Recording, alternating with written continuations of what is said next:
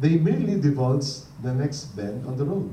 God knows that it may not be the best for us to see too far down the highway of our lives. If He showed us the whole path at the outset, He might decide that we do not want to follow it. Kayo po ba, kung alam niyo yung inyong future, na ilahad sa inyo ngayon na, maybe 30 years down the line, ayun ka, meron ka 5 anak, yun ang asawa mo, yun ang buhay mo. Maybe you will not like that. No, that's not me. I only want one son. And maybe I want a foreigner to be my husband. So you will avoid that plan kung naihayag na sa'yo before pa. So that what makes life interesting and joyful to live, because it's coming to us on a daily basis, day by day, one step at a time. It might involve more sacrifices than we are willing to make at this stage of our maturity. Or it might look too difficult for us to handle at this point, at our level of spiritual growth. You see, in my own experience, if God had told me kung ano po yung mangyayari way before, maybe I have not decided to go to Egypt. Maybe. But it was not revealed to me at that time. Maybe sticking in the same church from where I was before would be more convenient for me, or more relaxed, rather than going to different church, or maybe putting up a new one. It's if everything was clear from the beginning, maybe I could have thought or decided differently. But now I'm thankful to God, because God is giving me direction, and God is giving me these steps, like, one step at a time.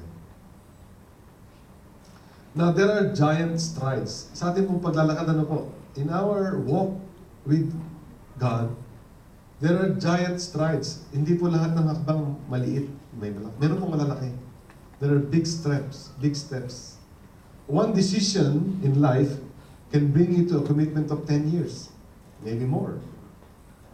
One decision can take you to another place for a long time. Maybe it will change your life completely. So possibly for a decade or more. But however big it may be, it is still one single step at a time. And it will be followed by many other single steps as we walk with the Divine Shepherd day by day. So, imagine, you have a light on your feet. But, if we run ahead of the light, matatapa po kayo. Maybe, wala po akong let's just use this. This lamp, maybe on my feet, maybe at night, it's very effective. I can see what's before me. Now, if my step is so fast that the light means God's will or God's guidance is still here, it's taking me one step at a time. But if I'm walking faster, I'm gonna in light. This is dark, so I will be tripped. I will not be guided. Kung mas mabilis po tayo sa source po ng light, sa source ng wisdom. So we have to be synchronized. The children of Israel were led through the wilderness on this day-by-day basis. Naalala niyo po yun?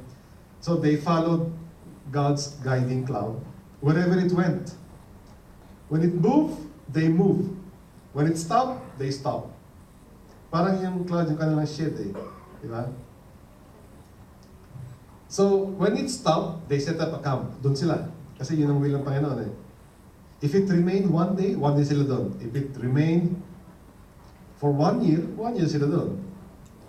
But when it lifted, ayun, they break the camp and then they follow. They never knew for sure where it is taking them. Wala silang malay kung ano po yung kanilang tinatahak. But they are just guiding through this cloud.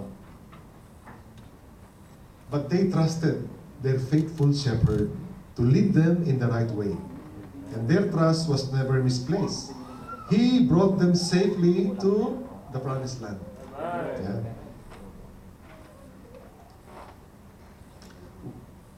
We have nothing to fear. Christians sometimes worry about the possibility of missing God's will. They cannot happen to anyone who truly wants to do His will. We can miss it by insisting on our own way. So you can miss the path if you insist on your way. But not when we want only His way. So Isaiah assures us that even if we take a step in the wrong direction, He will call us back. And if you, this is a Bible verse, and if you leave God's paths and go astray, you will hear a voice behind you saying, "No, this is the way, walk here." The psalmist agreed. The Lord is good and glad to teach the proper path to all who go astray, and He will teach the ways that are right and best to those who humbly turn to Him. Paul too certainly found this principle to be true. He greatly desired to preach the gospel in Bithynia, but he desired to do the will of God even more. So God kept him from making a costly mistake. So this disturbs and confuses some people in our day of goals and plans and management by objective. Because for them, what they would say, how can we plan ahead if God leads us only one step at a time? And sometimes, He blocks our way. Diba? May mga ganun pong pilosopo eh. Lord, how can we plan ahead? Kung yun lang ang gusto mong gawin, one step at a time, we don't know what's gonna happen. And sometimes, ganun nga, sabihin ni Lord, no, that's not the way. Gusto ko dito ka lumiko. Parang ganun. Solomon gave us the answer to that one. The mind of a man plans his way, but the Lord directs his steps. We can make plans, seeking God's wisdom as we do so. But we must recognize that the plans we make are tentative at best. So, as we were saying, God may not give us clear direction about the specific details until we reach that crossroad, wherein you have to decide, do I turn left, do I turn right, or do I go straight? Paul had a tentative strategy in mind when he left Antioch on that second missionary journey. But his plan was subject to the step-by-step revelation of God's plan. Sometimes the disclosure of the next step may be more spectacular than it is on other occasions. That was the case on Paul's move, on his next move. And so during that night, Paul had a vision of a man of Macedonia standing and begging him. What is he saying? Come over to Macedonia and help us. Yun ang sabi sa kanya nung man na standing sa kanyang vision. Come over to Macedonia and help us. So humihingi pa ng tulong, ano? We mentioned this event here to show that God's direction for Paul to go to Europe is actually not a mistake.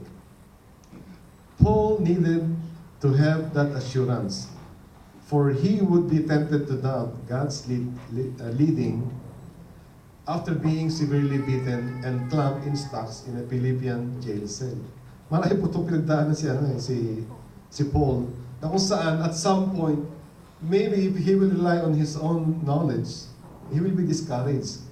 Kasi, Lord, bakit ganun? I'm following you, but I'm suffering this much. What am I going through this much? So, actually, God never promised us that life in the center of His will would be like a vacation in Boracay. No, it's not going to be that easy. There will be problems. There will be problems. But along with the problems, there will be peace, praise, and power. Paul and Silas sang God's praises in that prison, and